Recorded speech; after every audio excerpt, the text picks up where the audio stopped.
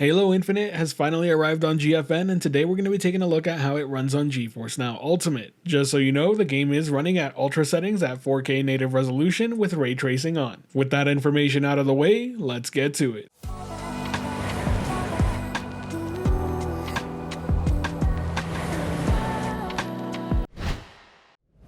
Now let me begin by saying that I'm not a professional at Halo. That being said, I am familiar with it. The one I probably spent most time playing was Halo Reach back in the 360 days, and I enjoyed it quite a bit. That said, when it comes to Infinite, I checked it out at launch, enjoyed the multiplayer for what it was, but soon felt the drought of content, so I quickly bounced off of it. Thankfully, it's a very different game now. It seems to have a lot of content, you can actually choose what type of game mode you want to play, and that's a huge deal for me. But aside from that, from my little experience playing it on GeForce Now Ultimate, it's an absolutely fantastic experience. Playing at 4K with maxed out settings is a flawless experience where you'll easily achieve 120 FPS no problem. Now I do want to address the fact that you may see some micro stutters here and there, but that's my own fault. I'm currently dealing with my ISP to get that resolved. What it really is just a few packets being lost along the way, but it definitely didn't hinder my gameplay. The multiplayer experience, other than those few hiccups, really felt buttery smooth. At no point did I feel like I was struggling to aim any more than I would on my normal PC,